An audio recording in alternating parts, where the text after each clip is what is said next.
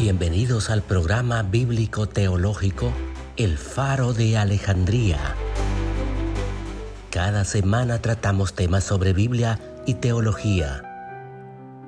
Con ustedes el orador y presentador, el pastor Roberto Ochoa.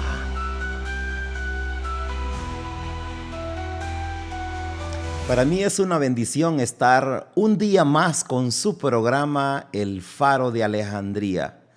Usted que todavía está en su trabajo, va en su automóvil, ya está con su familia. Bienvenidos a su programa El Faro de Alejandría. Ahora tenemos un tema de suma importancia.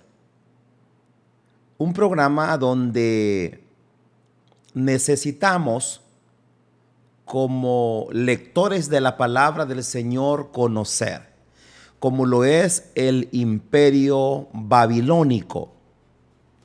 Vamos a estar viendo, Babilonia era un imperio orgulloso. Sus murallas eran muy fuertes. Se decía que las murallas de Babilonia eran impenetrables. Pero vamos a ver del orgullo a la caída de Babilonia. Y vamos a hablar de Israel, del exilio a la esperanza. Así que damos la bienvenida a todos los medios de comunicación cristianos que están unidos a este programa a través de la televisión, redes sociales, radio. Dios les bendiga. Gracias por estar con nosotros una vez más para seguir aprendiendo de la palabra del Señor. Hemos estado hablando del imperio asirio. En el programa anterior estuvimos viendo que los asirios hicieron alianza con el reino del sur. Y estuvimos viendo que el reino del norte hizo alianza con los sirios. Qué importante es que hayamos reflexionado en eso. Estuvimos viendo las consecuencias negativas que podemos tener cuando nosotros hacemos alianzas equivocadas. Así que, hermano, amigo, bienvenidos una vez más a su programa El Faro de Alejandría. El Faro de Alejandría es el que da dirección. El Faro de Alejandría es el que de noche había un faro de luz que direccionaba los barcos. Y de día había un espejo. Había un espejo grande que direccionaba los barcos. Es importantísimo. Estuvimos viendo el caso de el imperio asiria, de los asirios en el programa anterior. Este imperio se levantó o se hizo fuerte allá por el año 911. Se hizo fuerte, pero cayó por los babilonios en el año 612. En el año 911 los asirios se levantan, en el año 612 caen. Entonces, vemos nosotros un imperio poderoso como eran los asirios, que fueron destruidos. Pero ahora estamos frente a un imperio babilónico que parecía una potencia invencible por sus murallas impenetrables. Cuando nosotros vemos las 7 maravillas del mundo, en Babilonia existían los jardines colgantes. Le invito a que vea estos documentales que son buenísimos. El templo del dios principal de los babilonios, que se llamaba Marduk, Ese templo estaba decorado de jardines colgantes. Lo mismo el palacio del rey. Entonces vemos nosotros que los babilonios se consideraban un imperio impenetrable. Se consideraban un imperio sólido, un imperio indestructible. Entonces, por eso quiero que veamos este nacimiento y la duración del imperio babilónico. Se le llama imperio babilónico, pero en este tiempo se le llamaba neo, es decir, nuevo babilónico. Mis amados, el imperio neobabilónico surge allá por el año 626 antes de Cristo por un hombre que se llamaba Nabopolassar. Nabopolassar era el padre de Nabucodonosor II. Nabopolassar estuvo gobernando en Babilonia del año 626 al año 605. Del año 605 al año 562 estuvo Nabucodonosor II. Pero usted me va a decir, ¿pero por qué Nabucodonosor II? Allá por el año 1125 antes de Cristo existió otro personaje que se llamaba también Nabucodonosor I. Entonces por eso se le ponía ese nombre segundo.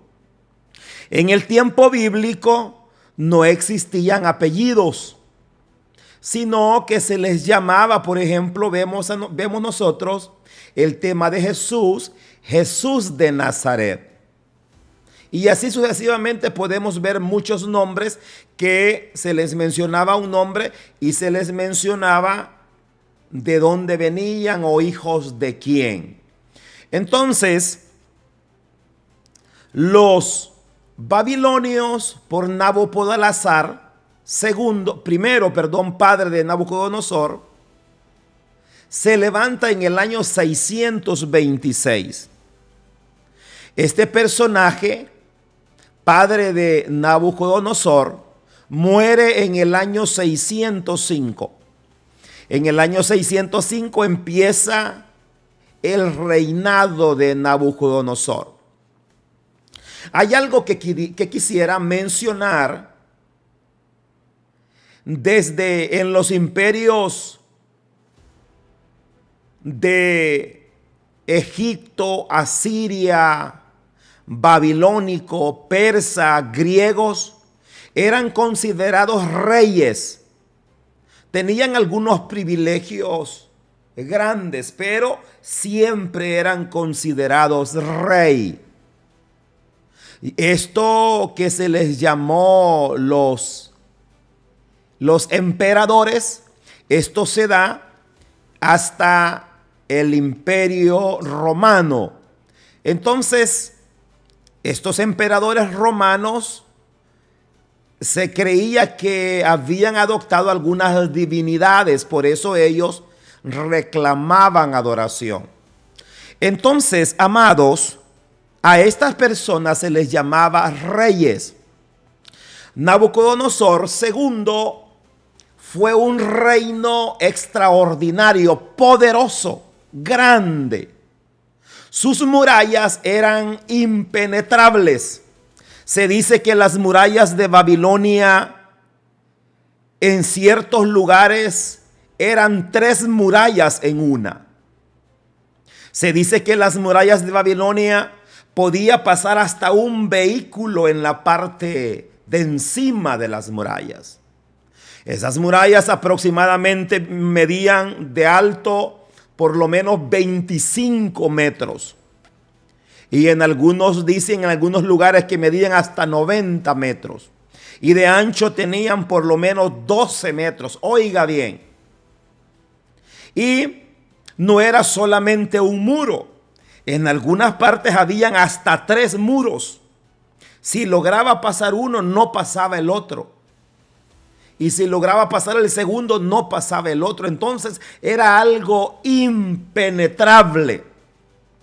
Mis amados, pero allá por el año 539 estaba un rey que se llamaba Belsasar. Dice que Belsasar estaba celebrando una fiesta.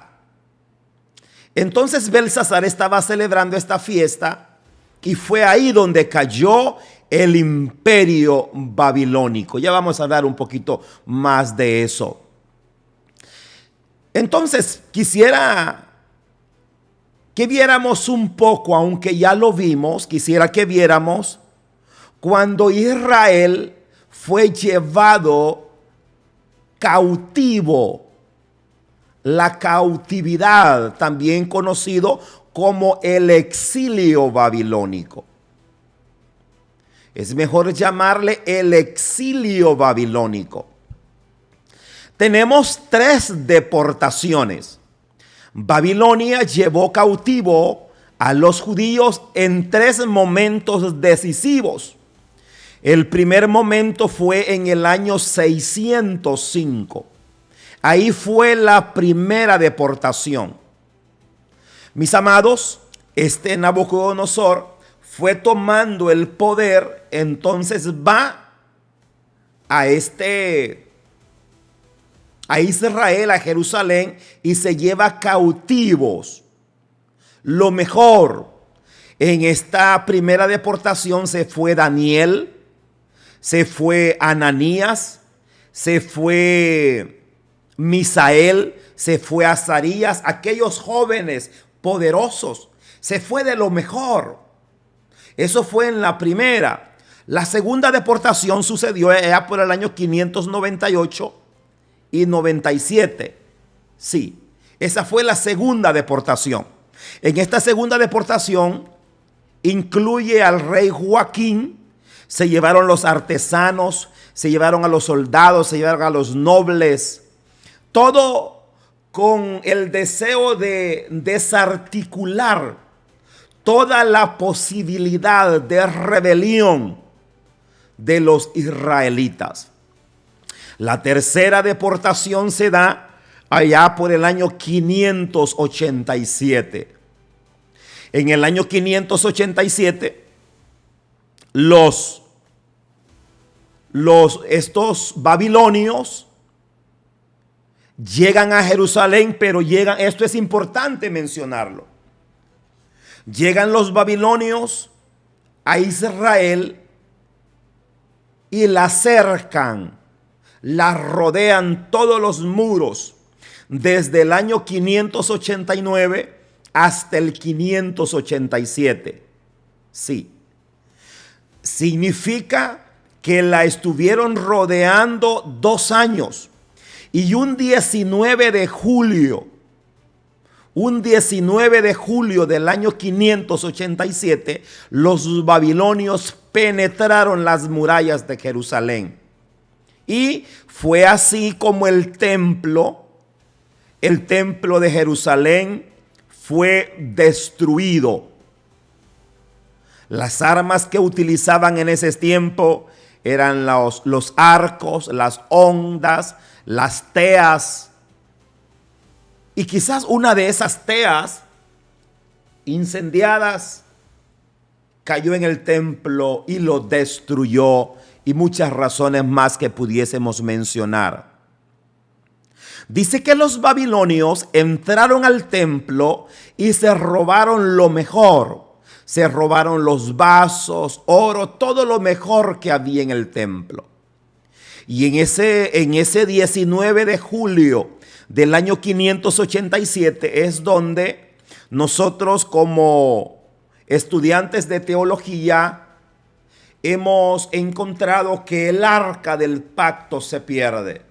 Y hasta el día de hoy no se sabe a dónde está el arca del pacto. Algunos teólogos mencionan que el arca del pacto fue quemada en la destrucción del templo en Jerusalén, ese 19 de julio del año 587 a.C. Otros dicen que los babilonios la robaron y pues en algún lugar está ahora en día. Mis amados, surgen esas 3 deportaciones. Hay algo que quisiera mencionar. Dios disciplina, pero nunca abandona. Aunque en el exilio su plan era de restauración, o para algunos parecía de destrucción, Dios seguía siendo fiel con sus promesas. Después que nosotros hemos visto un poco la crisis que Israel estaba pasando, en Israel había una desesperanza. Dios manda un mensaje a través del profeta Jeremías. Israel había sido llevado cautivo y los israelitas pensaban que era solamente entrada por salida. Pero en el capítulo 29 del libro del profeta Jeremías, hay una palabra del profeta Jeremías que les dice: no, edifiquen casas, les dice el profeta Jeremías. Planten huertos, multiplíquense, oren por la ciudad. Entonces, por eso el profeta Jeremías era odiado, no era querido, porque el profeta Jeremías solamente mensajes como para ellos negativos tenía.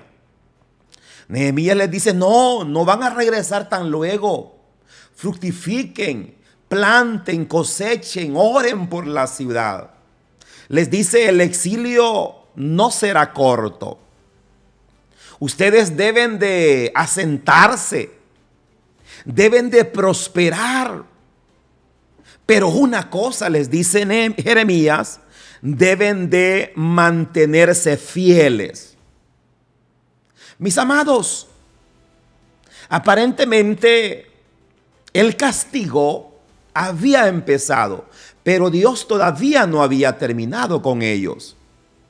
Nosotros a veces queremos que las pruebas terminen pronto, pero Dios a nosotros nos invita a florecer en medio de los problemas. La iglesia del Señor, que está teniendo tribulaciones parciales en este tiempo, debe de mantenerse firme. Así como los deportados llegaron a nuevas tierras, con nuevos paisajes, con nuevos nombres. Sí, porque se acuerdan ustedes que a Daniel le pusieron Belsasar. A Ananías, Misael y Azarías le pusieron Sadrach, Mesach y Abednego. Nombres que representaban las divinidades paganas de los babilonios. Eso es importante que reflexionemos como iglesia. Y yo le invito, mi amigo, mi hermano que está ahí, que seamos amantes del conocimiento. Sí, necesitamos conocer el exilio babilónico. Necesitamos conocer la historia de Babilonia. ¿Por qué? Porque Israel estuvo ahí más de 70 años. El exilio babilónico, cuando llegan allá los israelitas, les dice Nabucodonosor: los voy a mandar a un lugar que se llama Tel Aviv. Y los israelitas allá en Israel también tenían un lugar que se llamaba Tel Aviv. Muchos fueron llevados también a colonias agrícolas, donde pasaban los ríos, el río Quebar. Entonces, dice el enemigo: no están en su tierra, les voy a asignar, les dice, un lugar que se llama lo mismo que la tierra de ustedes. El nombre les sonaba familiar. Sí. Pero era un territorio extranjero. Así actúa el enemigo, amado hermano. Usa cosas parecidas para diluir nuestra identidad. El enemigo le va a presentar cosas idénticas para que usted se aleje de su identidad cristiana. Como cristianos tenemos que tener cuidado con las imitaciones. No todo lo que se parece viene de Dios. No. No todo lo que parece bonito es santo. Dice que Babilonia no solo buscó lo similar, también quiso impresionarles con la grandeza, las grandezas arquitectónicas. Mis amados, algún día vamos a ir a conocer estos lugares que ahora son ruinas. Pero es importante que nos capitalicemos de estas ideas importantes, de estas historias bíblicas. En este Babilonia estaban aquellas murallas imponentes. Una ciudad considerada de las más hermosas de ese tiempo. Se cree que los persas, cuando conquistaron los babilonios, ahí en Babilonia establecieron su capital, por aquellas hermosas murallas, unos hermosos fosos, unas hermosas puertas. Dice que en medio de la ciudad de Babilonia cruzaba o atravesaba el río Éufrates. La ciudad la habían diseñado ingenieros hidráulicos, ingenieros que sabían perfectamente lo que querían. Aquellas puertas adornadas con ladrillos azules, dragones, con relieves. Qué importante, qué ciudad más bonita. Los babilonios querían impresionar a los israelitas. Pero ahí en Israel se da un dato interesante. Muchos fueron impresionados, pero otros mantuvieron su fidelidad a Dios. Mis amados, había un mensaje de ese pueblo y decían los babilonios: a nosotros nadie nos puede vencer. Cuando ellos veían las murallas bonitas, impenetrables, decían: nada puede a nosotros vencernos. Hoy también levantamos nosotros murallas, títulos, dinero, posesiones, pero solo, oiga bien, pero solo el carácter en Dios permanece. Usted puede presentar muchos títulos, puede presentar fama, dinero, poder, pero solamente el poder de Dios nos puede mantener en pie. El palacio era hermoso, las murallas eran hermosos, aquellos jardines colgantes. Cuando finalice ese programa, váyase a YouTube, busque los jardines colgantes en Babilonia. Algo hermoso, sí. Esos jardines colgantes ha sido un tema de debate por muchos siglos. Oiga bien, para que estos jardines colgantes aparezcan entre las 7 maravillas del mundo antiguo. 7 maravillas del mundo antiguo. Oiga bien,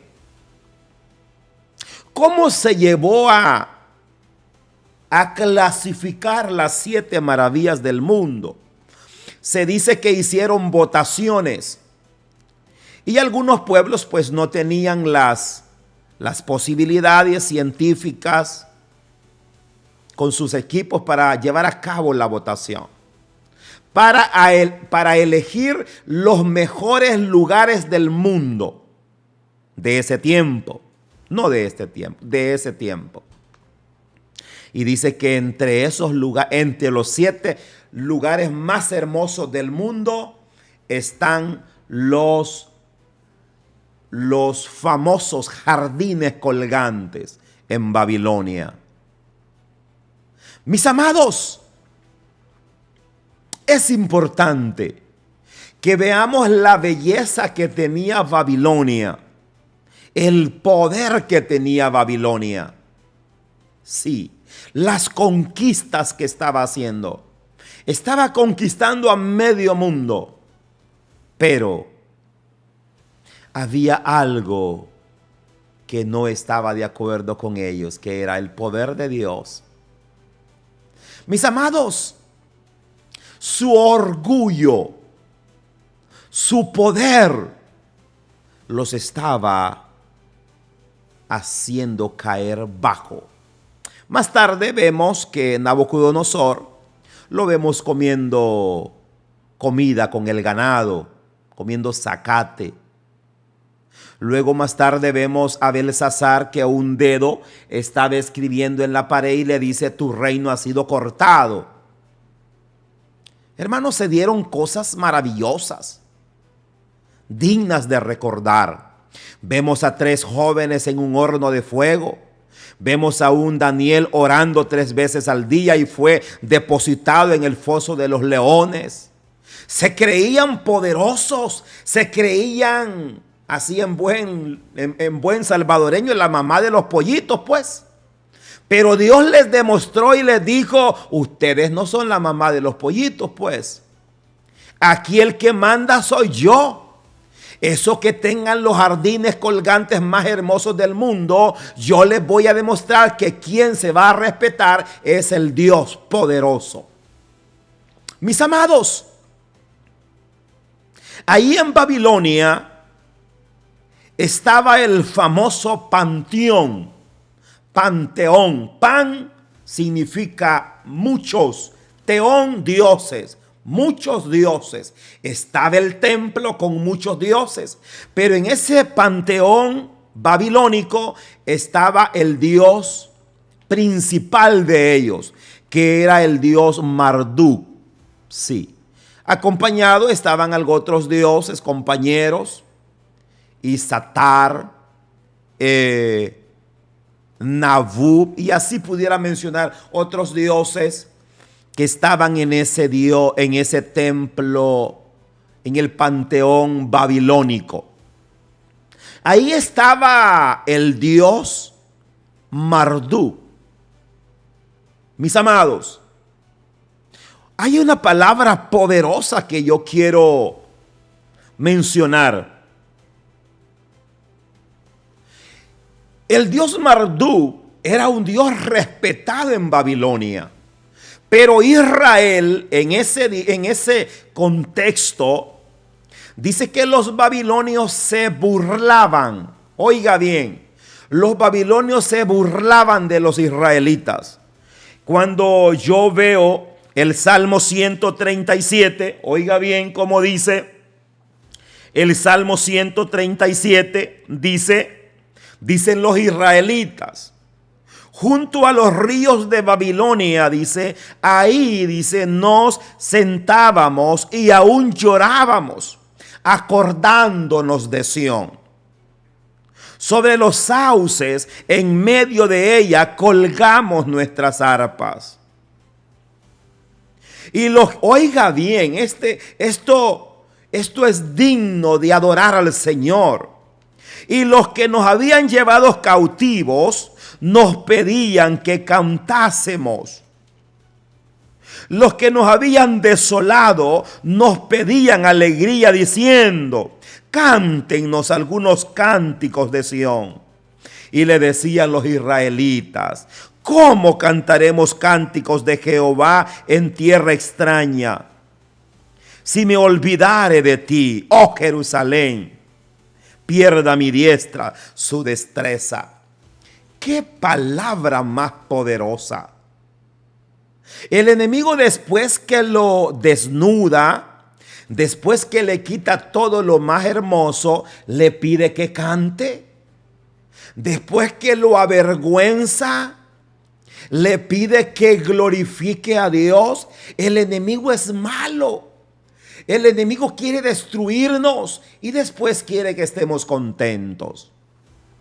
Aquellos jóvenes fueron probados. Daniel fue probado, pero estos jóvenes mantuvieron su integridad ante la privación de adoración de los israelitas. Quisiera mencionar un punto importante y no se desconecte de esta bendición. Siempre yo había pensado, ¿por qué les cambiaron nombre? Pues sí, pues, si ya tenían sus nombres, ya se llamaban Ananías, Misael, Azarías, Daniel, pero ¿por qué cambiarles nombre?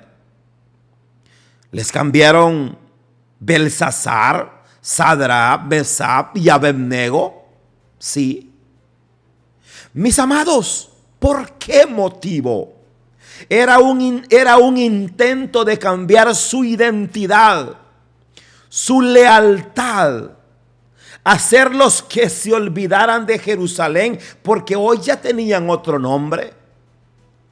Les estaban dando un nombre con significado de dioses paganos. Sí. Entonces, por eso yo aconsejo a los hermanos de la iglesia, a los estudiantes del bíblico, que nosotros debemos de llamarlos por los nombres que tienen ellos. A José le cambiaron nombre. A los hebreos les cambiaron nombre. Pero nosotros no debemos de llamarle Sadrach, Mesach y Abednego. No, sino Ananías, Misael y Azarías y Daniel, que estaba con ellos. Usted puede vivir en Babilonia. Sí, usted puede vivir en Babilonia, pero sin Babilonia, manteniendo sus convicciones y que esas convicciones no sean negociables. Entonces significa que nosotros podemos vivir en la perla de Oriente, podemos vivir a la par de un lugar muy conflictivo, pero nosotros nos vamos a mantener íntegros. Mientras unos se descarriaban, Israel se mantenía firme. Bueno, algunos se mantenía firme. Mientras había un pueblo babilónico que estaba creciendo en la soberbia, había un pueblo que estaba siendo humillado. Hay algunas lecciones que nosotros podemos aprender de Nabucodonosor II y Belsasar. El orgullo de ambos reyes. Nabucodonosor dijo: voy a levantar una estatua que quiero que todos la adoren. Sí. Belsasar dijo, cuando estaba un poco tragueado, dijo: voy a traer los vasos del templo de los dioses de los israelitas. Sí. En el capítulo 4 de Daniel encontramos que Nabucodonosor, Dios lo envió a comer hierba con los animales. En el capítulo 5 de Daniel nosotros encontramos que Dios, por la irreverencia de Belsasar, que profanó los vasos del templo, esa misma noche cortó su reino. Dios humilla al soberbio, pero levanta al humilde. Aquella persona que profana lo santo es humillada. Tenemos que tener cuidado. No estar profanando lo santo. Y pueden ser cosas insignificantes. Usted dice, pero es un sonido, es un micrófono. No, las cosas de Dios son respetadas. Tienen la fiesta ahí, ¿verdad? De un cumpleaños, van a estar bailando y cantando y llegan a la iglesia y le dicen, mire pastor o mire hermano conserje, présteme el micrófono. Está bueno. No, las cosas de Dios se respetan, aunque parezcan insignificantes. En la iglesia le estaba diciendo a los líderes un día de estos, aquí tenemos este recipiente pequeño donde los hermanos, los que quieren pagar sus votos, aquí los pagan, aquí los depositan. Esto no puede ser utilizado para nadie más, para ninguna otra cosa. Necesitamos respetar las cosas santas de Dios.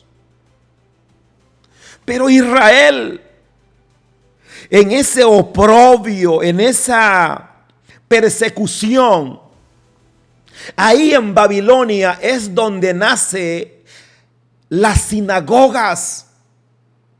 Recordemos que Israel estaba en una tierra extraña y no tenía templo. Ahí es donde nacen las sinagogas. El templo sin altar, mis amados. El templo, aquel lugar que no había donde leer, donde meditar, donde orar, donde estar leyendo la Torá. Entonces ellos empezaron a reunirse en casas. A eso se le llamó sinagogas.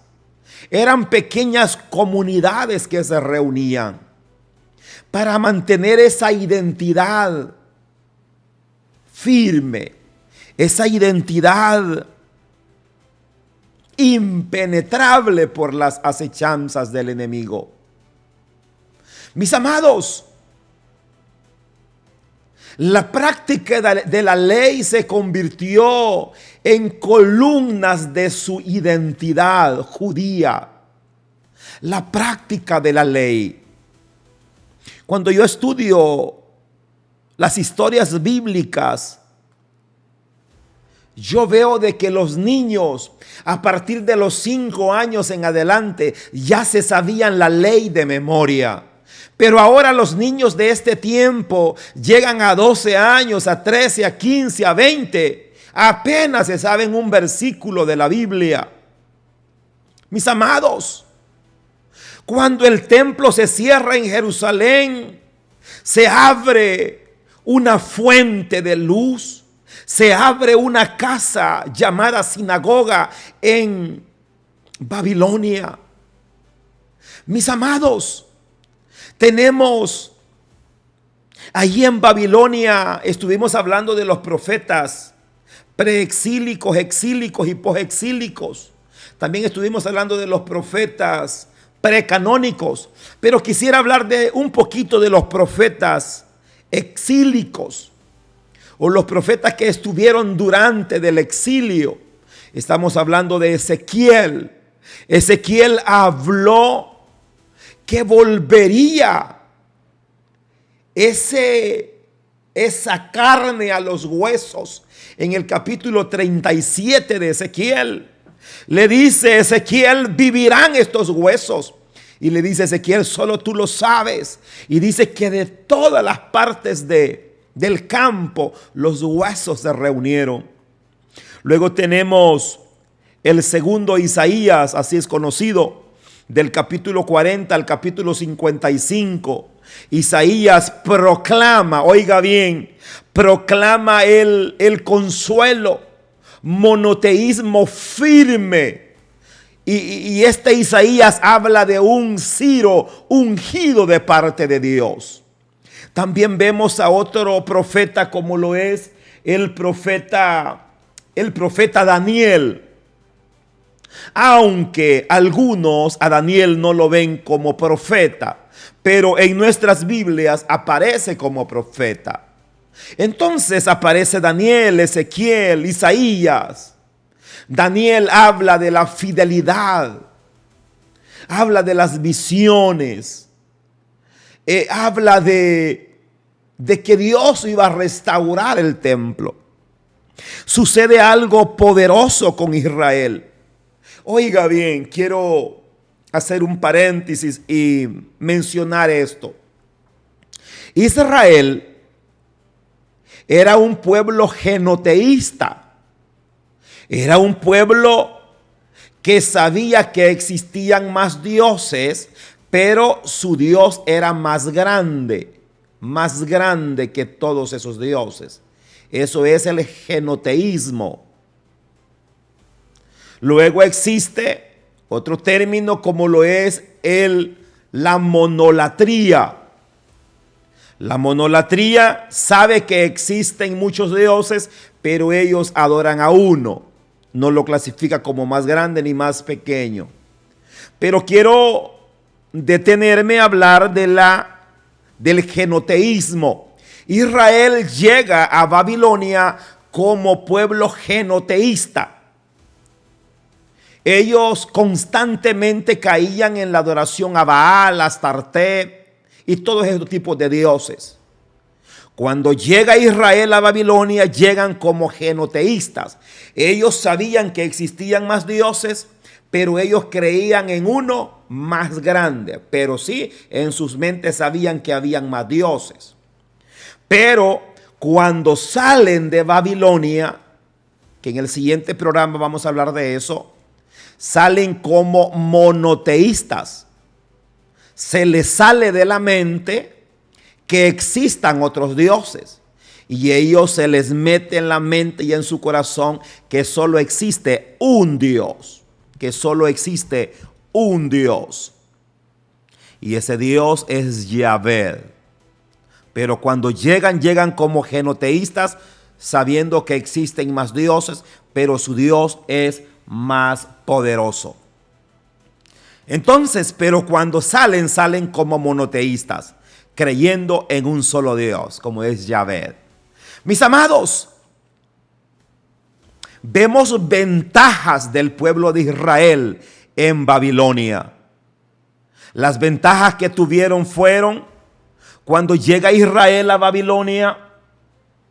Era un pueblo que no sabía leer en su gran mayoría. Recordemos que Israel venía de ser esclavo en Egipto.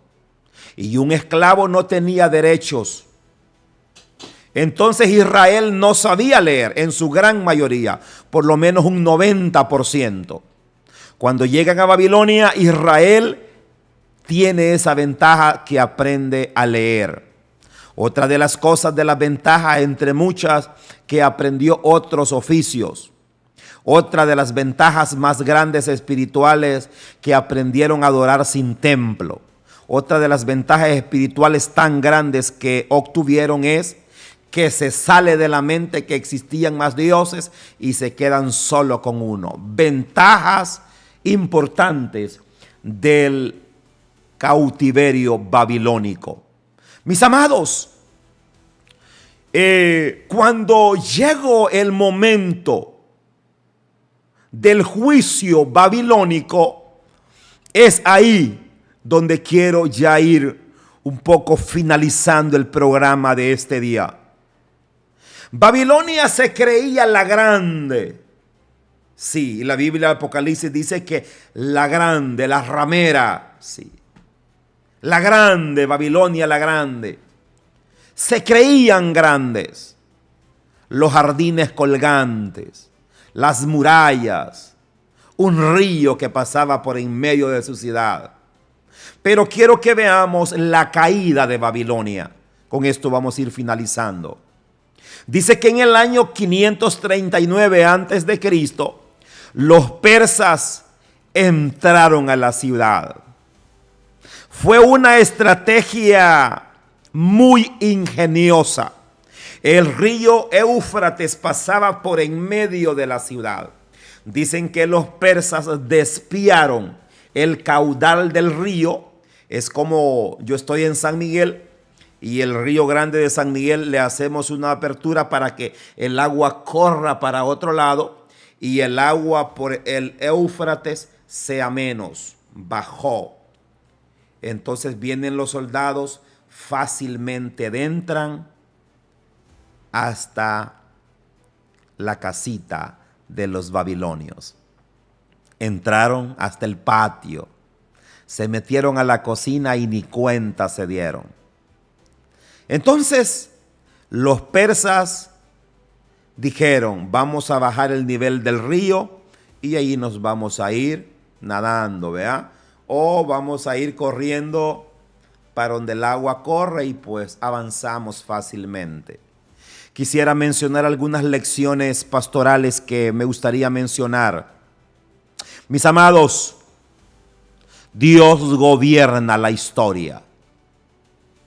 Asiria cayó, Babilonia cayó, pero Cristo permanece. Mantenga usted su identidad. Sí, aunque el mundo le ponga aislamiento. Sirva usted con excelencia aunque esté en Babilonia, pero nunca negocie su fe. Florezca donde usted esté. Trabaje, ore, reprodúzcase, prospere, pero con fidelidad. Así lo hizo Israel. Seamos humildes, porque el orgullo destruyó a Nabucodonosor. Lo mandó al campo a comer zacate con el ganado. Le quitó en la misma noche el reinado a Belsasar. Y Belsasar dice que le temblaban los tobillos. Antes nos creemos machitos, pero cuando estamos en el problema solo somos llorazones. Lo santo es santo. No lo profane, mis amados. Dios es único. No hay otro fuera de Él. Y necesita ser respetada.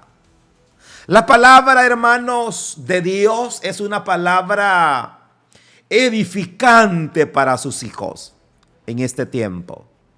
La iglesia debe de estar vigilante a lo que puede estar pasando.